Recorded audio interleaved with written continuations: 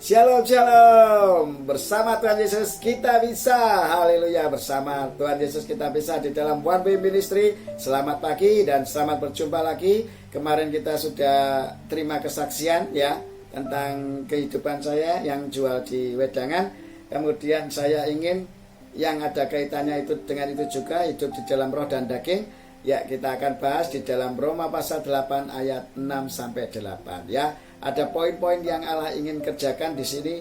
Ada 3 poin dari 3 ayat ini. Sebetulnya lebih baik kita baca pasal 8 semuanya. Jadi nanti kita akan mengerti Allah itu mau membawa kita kemana. Oke ya. Yang pertama kita akan berdoa dulu. Bapa di dalam kerajaan surga, kami yakin firman-Mu Engkau sampaikan. Dengan kuasa firman-Mu sendiri Engkau yang mengawali dan mengakhiri. Engkau berkati para kasih dan berkati para viewer, subscriber, Inshot video editing, YouTube dan media lainnya. Demikian juga XL sarana provider untuk komunikasinya. Kami yakin dan percaya semua Engkau kasih, dan kami persembahkan tubuh kami sebagai persembahan hidup kudus dan berkenan di hadapan-Mu sebagai ibadah yang sejati. Kami siap menerima firman-Mu dan biarlah menjadi rema atas kami, dan kami hidup dalam tuntunan Roh Kudus-Mu untuk kemuliaan Bapa di dalam nama Yesus. Haleluya, amin. Shalom saudara yang dikasihi Tuhan. Oke, kita bahas langsung karena kemarin kesaksiannya sudah untuk mengawali firman ini sudah diawali di season kemarin yang di 109, khotbah saya seri yang 109, sekarang yang 110, yaitu kita bahas. Kita langsung aja baca firman Tuhan supaya nggak lari kemana-mana. Oke ya. Begini saudara, di dalam Roma pasal 8 ayat 6 Roma 8 ayat 6 sampai 8 itu ada ayat-ayat firman Tuhan yang harus saya sampaikan, yaitu yang poin pertama. Nanti dibaca saja ayatnya. Yang saya tulis ini adalah poin-poinnya. Yang pertama ya, yang pasal 6 ya, keinginan daging itu maut saudara, tetapi keinginan roh hidup dan damai sejahtera. Ini poin pertama harus saya jelaskan dulu saudara. Begini, bukan saya yang menjelaskan, tetapi Roh Kudus memberikan hikmat kepada saya untuk saya sampaikan saat ini ya. Bukan saya, maaf sekali lagi bukan saya, tetapi ini keinginan roh Allah melalui firman Tuhan Roma 8 ayat 6 dan 8. Karena saya tidak ada apa-apanya dalam tuntunan Roh Kudus. Saya tidak akan bisa berpikir, berpandangan, pendengaran, perkataan sesuai keinginan roh Allah tanpa kuasa firman ini ya. Roh Allah sudah mengerjakan di dalam kehidupan saya melalui keinginan ini. Saudara, begini saudara, manusia di dunia ini umumnya itu mengejar keinginan daging, keinginan hawa nafsu, pengen beli mobil, pengen beli rumah, pengen punya istri, pengen punya anak, pengen hartanya kaya, pengen tidak direndahkan orang lain, tidak dihina orang lain, tidak mau disepelekan orang lain. Itu semua keinginan daging semua. Itu ada di dalam Galatia 5 ayat 19. Makanya coba baca lagi ya. Saya akan terus ingatkan ini karena memang karunia saya adalah di dalam hidup di dalam roh dan daging ini harus dibahas secara sederhana saudara, supaya kita ngerti. Tetapi di sini Tuhan katakan di dalam Roma pasal 8 ayat 6 ini mengatakan keinginan daging adalah maut. Padahal itu adalah yang dikejar oleh orang-orang dunia ya. Lah, keinginan di dalam roh yaitu hidup di dalam Galatia 5 ayat 22 sampai 24 itu jarang malah dikejar oleh manusia. Yang dikejar adalah keinginan daging ya. Seperti yang saya utarakan di depan tadi. Ya toh, siapa sih enggak seneng kaya? Siapa sih enggak seneng bareng nek kaya medit ya toh, tidak menjadi berkat bagi orang lain. Loh, sekarang loh saudara, Tuhan katakan ya Matius 22 ayat 37 39 itu jelas banget loh. Kasih sesamamu manusia seperti dirimu sendiri. Itu bukti bahwa kamu mengasihi Allah. Kalau kamu belum bisa melakukan seperti itu, berarti kamu masih belum mengasihi Allah yang tidak kelihatan. Kamu berbohong karena kamu tidak bisa mengasihi dirimu seperti dirimu sendiri. Mengasihi sesamamu manusia seperti dirimu sendiri. Makanya kalau di Wedangan dia minta apapun tak layani saudara. Saya nggak jengkel. Saya nggak memiliki pendapat apapun. Pendapatnya dia ya sudah, keinginannya dia seperti itu saya layani. Dan saya akan mengasihi pendapatnya itu seperti diri saya sendiri. Dan itu rumus marketing loh saudara. Kalau marketing mau pengen sukses, sesuai keinginan pembeli kamu bisa menuruti ya. Nah, nanti Allah itu yang tuntun gitu loh. Berkat itu gini, Berkat itu, kalau saya berbicara masalah berkat, berkat itu Allah memberi, ya, bukan kita mencari, tetapi Allah memberi. Nah, contohnya begini, saya buka wedangan, apakah saya mencari orang-orang yang beli, ayo Rinio, enggak saudara, ternyata enggak. Begitu saya buka, dia datang sendiri, enggak saya suruh. Kalau saya suruh kan mereka mesti bosen ya, sehari ini malas terus, baru itu datang lagi itu sudah malas ya. Itu hampir rata-rata tiap hari mereka datang. Loh, itu kalau nggak Tuhan yang ngirim siapa? Gitu loh saudara. Makanya ojo sombong. Kalau kita pun sombong itu ya nggak ada yang disombongkan loh. Nafas hidup dijabut sama Tuhan, kita sudah nggak berfungsi loh, nggak ada apa-apanya loh. Gitu loh saudara. Semua itu karena anugerah Tuhan, pemberian Tuhan. Ingat lagi, pemberian Tuhan. Kamu jangan merasa bahwa diri kamu itu karena usahamu, bukan, ya. Tuhan yang menjadikan kita kaya, bukan karena jeripayahmu. Sakaria 4 ayat 6 itu bukan oleh kuat gagah perkasamu, tetapi oleh rohku, kata Tuhan. Tuh, sudah jelas semua karena Tuhan. Bahkan kalau kita berdoa memohon sama Tuhan, Tuhan yang kerjakan, yang sanggup melembutkan hati orang-orang yang keras. Itu juga Tuhan, bukan kita. Makanya kenapa kita harus berdoa syafaat. Berdoa syafaat itu kita memohon kepada Tuhan. Ini loh Tuhan, orang-orang yang masih berdosa, yang kau lihatkan kepada aku, ya balik ke Tuhan, serahkan sama Tuhan, nanti Tuhan yang bekerja. Kalau kita pakai kemampuan kita mengingatkan orang lain, gak mungkin mau mereka. Orang motivator yang kaya-kaya itu baru bisa membilangi orang yang miskin-miskin. Baru yang miskin-miskin percaya, tetapi banyak yang kebohongan semua. Ternyata itu trik duniawi, itu hanya untuk kebohongan. Ternyata mereka ditipu, setelah uangnya ngumpul banyak, bawa kabur. Nah, itulah keinginan daging, saudara. Makanya di sini dikatakan ayat ini keras banget dan keras banget dan keras banget. Perlu diingat, ini kata Tuhan, keinginan daging adalah maut. Maut itu apa, saudara? Kematian. Maksudnya Anda mati di dalam roh. Begitu Anda mengejar keinginan daging, roh Anda mati. Makanya saudara nggak bisa hidup di dalam kerendahan hati yang diajarkan Allah. Nggak bisa hidup di dalam kasih Allah. Nggak bisa hidup di dalam mengampuni orang lain. Kenapa? Karena Anda hidup di dalam, karena saudara hidup di dalam kedagingan. Rohnya mati. Kalau rohnya mati, berarti yang berfungsi hanya daging. Daging itu Galatia 5 ayat 19. Dibaca lagi, itu yang kita alami. Dan kita akan mengalami keterpurukan di dalam roh, dan kita akan selamanya masuk dalam kerajaan neraka. Kenapa saya katakan begitu? Karena daging itu adalah maut, mati rohnya. Padahal nanti yang pada saat kita meninggal, roh kita yang masih hidup. Daging kita sudah kembali ke tanah, dari tanah kembali ke tanah. Kita dicipta dari debu tanah, saudara, oleh Tuhan, dan serupa dengan gambar Allah. Loh, apa hebat itu loh. Makanya jok keminter bahwa kita diciptakan oleh Allah serupa dengan gambar Allah, terus akhirnya ingin menjadi Tuhan. Gitu, bahaya saudara. Saya sebagai hamba Tuhan seperti ini, saya nggak mau diagung-agungkan oleh jemaat atau diagung-agungkan oleh siapapun, saya nggak mau. Karena yang layak diagungkan, dimuliakan, ditinggikan cuma Tuhan. Ya, kalau di Islam itu Allahu Akbar, Allahu Akbar, meninggikan, membesarkan nama Allah. Di kekristenan juga begitu. Ya, harus meninggikan nama Yesus. Nama Yesus Kristus Tuhan yang harus kita tinggikan, ya. Untuk kemuliaan Allah Bapa di dalam nama Yesus melalui siapa? Pertolongan Roh Kudus. Kalau Roh Kudus tidak menolong kita, kita nggak bisa percaya Tuhan Yesus, kita nggak bisa memuliakan Tuhan Yesus.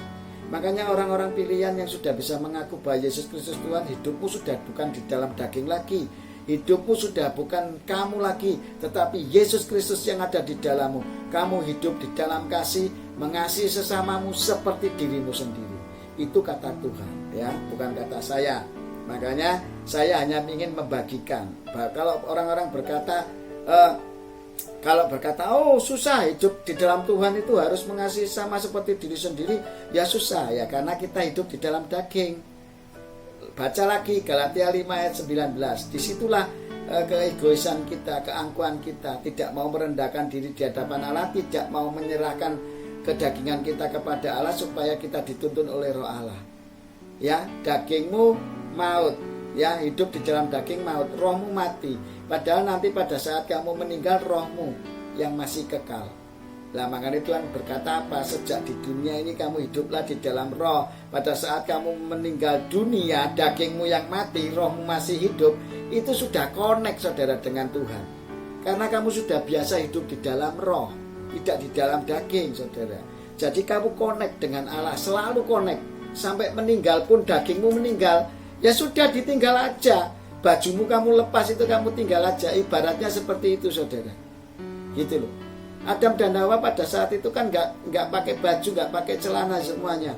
Itu tubuh kemuliaan Tuhan. Nah itu tubuh kemuliaan Tuhan itu hidup di dalam roh itu balik ke Tuhan. Sudah connect. Tetapi kalau kalian hidup di dalam daging, Tuhan di dalam roh, nggak connect saudara. Konslet nanti saudara, hidupnya nggak bisa. Lah nanti ketemunya sama siapa? Ya yang hidup dalam kedagingan, bapak pendusta yang ngajari kita berlawanan dengan ajaran Tuhan. Nah itulah hidupmu nanti connect dengan mereka. Ya udah kamu meninggal, dagingmu meninggal, rohmu balik dengan ini si bapak pendusta. Makanya dikatakan di sini Roma 8 ayat 6 sampai 8 ini bahas nomor 6 saja loh saudara. Maut, kamu kalau hidup dalam daging, rohmu mati. Kalau rohmu mati, ya sudah, kita nggak bisa hidup di dalam Tuhan. Padahal Tuhan ajarkan dididik sejak Yosua 1 ayat 8 perjanjian lama, belum perjanjian diperbarui pun Allah sudah katakan. Ya, renungkanlah firman-Ku siang dan malam, ya toh, baca, renungkan firman-Ku siang, bertindaklah hati-hati sesuai yang difirmankan Tuhan itu. Apa yang kamu perbuat, apapun yang kamu perbuat pasti berhasil dan beruntung. Kalau nggak beruntung, nggak berhasil dan beruntung, berarti kita masih hidup di dalam kedagingan, bukan dalam tuntunan Roh Kudus.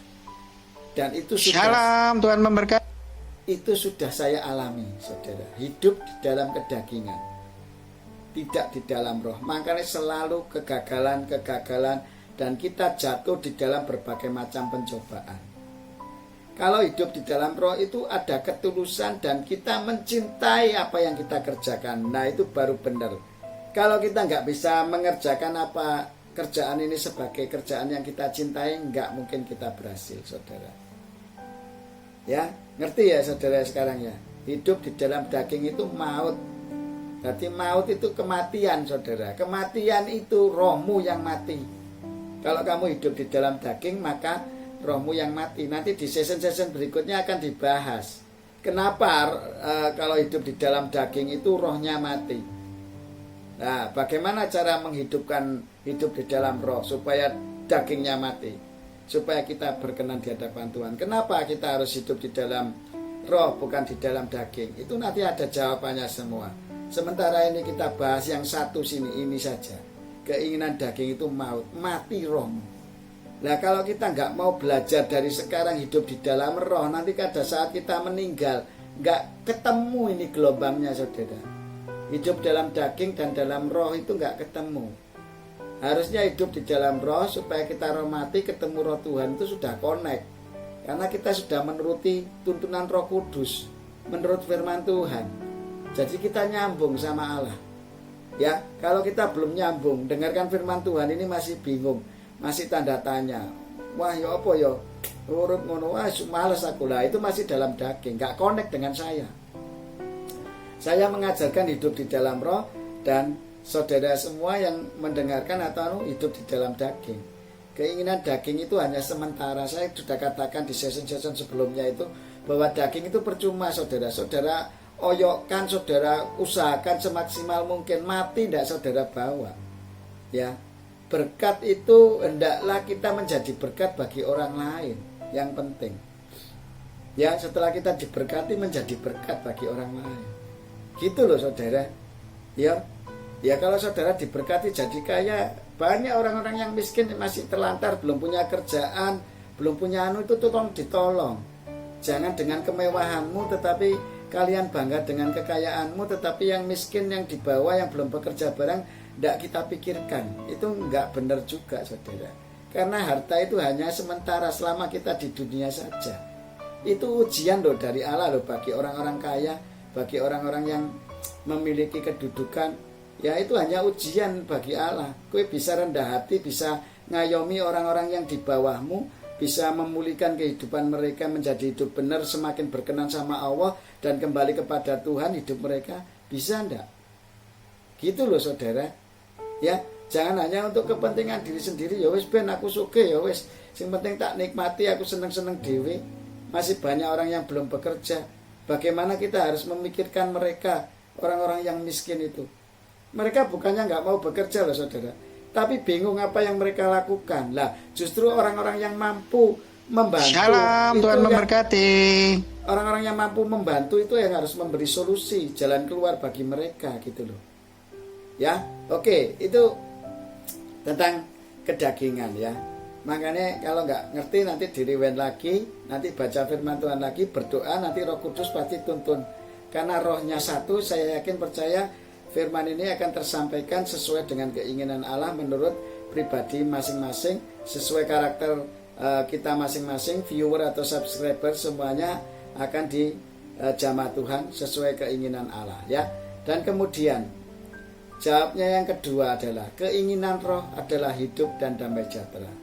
Kalau kalian hidup di dalam Roh Kudus, kalian di dalam tuntunan Roh Kudus maksud saya, kita akan memperoleh hidup yang kekal, yang pertama. Yang kedua adalah atine ayem, saudara. Apapun keadaan dunia, boleh COVID, boleh orang menjengkelkan kita, tetapi kita masih mengalami damai sejahtera. Dan kita tidak punya kebencian, tidak punya kejengkelan. Kita tetap memancarkan kasih Allah dalam diri kita. Itulah kita hidup di dalam roh.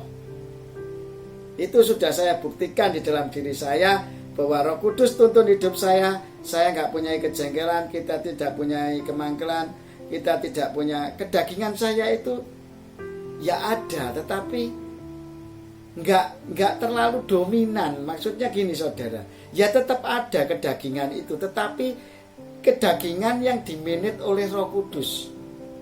Ya, punya kerendahan hati, punya kesabaran, punya kasih, sukacita, damai sejahtera, kesabaran, kemurahan, kebaikan, kesetiaan, kelemah lembutan, penguasaan diri. Itu loh saudara. Itu hidup di dalam Roh Kudus, itu ada dalam diri kita. Nah kalau nggak percaya ya ayo belajar sama Tuhan. Nantilah dikasih itu semua. Saya sudah ngalami itu semua saudara. Lah makanya saya nggak akan pernah merasa hidup ini tidak bahagia setiap hari, tidak ngalami sukacita tiap hari. Enggak saudara, pasti sukacita. Karena kerajaan Allah sudah datang, yaitu apa? Jalan kebenaran dan hidup ya. Tuhan katakan kamu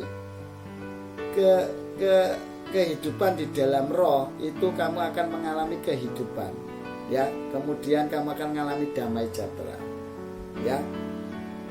Damai sejahtera itu apa artinya saudara? Nyaman, aman, nyamleng, hidupnya penuh sukacita terus, tidak ada keluhan, tidak ada rasa susah dalam hidupnya. Yang ada hanya bersyukur.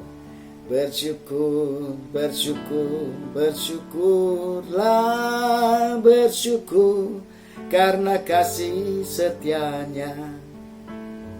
Bersyukurlah, bersyukurlah ya. Ku sembah, ku sembah, ku sembah dan ku sembah selama hidupku. Ku sembah Kau Tuhan ya. Hanya untuk kemuliaan Tuhan. Apa yang kita lakukan itu berarti kita hidup di dalam roh. Dan kita melakukannya karena kasih Allah, karena anugerah Allah, karena pemberian Allah. Kita mencintai pekerjaan kita, kita mengasihi semua orang seperti diri kita sendiri. Apapun yang dia inginkan kita layani. Nah, mungkin kalian bingung toh, wah kok piye ngene-ngene ya. Itu karena kita hidup di dalam daging, makanya ada pertentangan seperti itu. Tetapi kalau kamu hidup di dalam roh, nggak ada pertentangan, karena nanti Roh Kudus yang kerjakan itu semua, bukan kita. Bukan hebat dan kuat gagahmu, tetapi Roh Tuhan yang bekerja gitu loh. Saya percaya orang-orang yang hidup di dalam kedagingan, di dalam dunia, mesti ketuhanannya tipis. Karena ini firman Tuhan nggak bisa berbohong, saudara. Ya, bukan berarti orang-orang yang kaya terus bari gitu tidak bisa amal. Bisa, saudara, bisa amal, melakukan hal-hal yang baik, bisa. Tetapi saya yakin kehidupan rohani mereka di hadapan Tuhan sangat tipis sekali. Ya, karena tidak fokus untuk hidup di dalam roh, berarti fokusnya hidup di dalam daging, itu maut, saudara. Kalau bekerja untuk duniawi menghasilkan uang yang begitu banyak, mereka waktunya habis ya untuk pekerjaan. Mau mereka melakukan itu semua, tetapi begitu ditanyai Tuhan, kuat enggak kamu sehari doa 1 jam saja untuk aku, ya, untuk memuliakan, menyembah, menyenangkan Tuhan. Loh, itu loh, saudara, itu bukti bahwa kita mengasihi Allah atau tidak itu dengan kita taat, tekuk lutut di hadapan Tuhan, menyembah, ya, tiap hari berdoa, syafaat, tahajud, istilahnya kalau orang muslim, ya, doa sholat subuh, sholat pagi, ya. Kalau di kekristenan ya berarti doa syafaat atau doa pagi. Setia enggak kita sama Tuhan sebelum mengawali pekerjaan kita sepanjang hari ini dengan melayani Tuhan? Oke, kita sambung season berikutnya. Waktunya sudah habis, saudara. Kita sambung season berikutnya di ayat-ayat yang ke-7 dan ke-8 besok. Dan saya yakin percaya Roh Kudus bekerja saat ini melawat saudara, ya. Sediakan waktumu banyak untuk Allah. Renungkanlah firman itu setiap saat, maka engkau akan berhasil dan beruntung di dalam Tuhan. Jangan duniawinya saja yang dioyak, saudara. Hidup di dalam roh supaya kamu nyambung. Pada saat meninggal rohmu ini sudah connect dengan Allah. Gitu loh. Ya, Bapa dalam kerajaan surga, kami mengucap syukur dan berterima kasih. Dikuduskanlah namamu ya Bapa. Datanglah kerajaanmu, jadilah kehendakmu di bumi seperti di surga. Amin. Cukuplah makanan kami sepanjang hari ini dengan tinggal-tinggal surgawi yang sudah kau curahkan bagi kami, dan kau mencukupkan kami. Dan kami sangat bersyukur dan kami sangat berterima kasih buat semuanya ini. Dan kami yakin dan percaya, ampuni kesalahan kami seperti kami mengampuni orang yang bersalah kepada kami. Dan janganlah masukkan kami ke dalam pencobaan, tetapi bebaskan kami dari yang jahat. Karena engkau lah yang punya kerajaan, kuasa, kemuliaan sampai selama-lamanya. Dan engkau yang memerintah kami dan memerintah semua pendengar-pendengar di channel ini. Dan kami yakin semuanya jemaatmu, semua milikmu. Dan kami Shalom, Tuhan memberkati. Pelayan Tuhan yang hanya melayani engkau untuk kemuliaan namamu. Di dalam nama Yesus kami mengucap syukur. Haleluya. Amin. Sampai ketemu pada season berikutnya One Way Ministry bersama Tuhan Yesus kita bisa.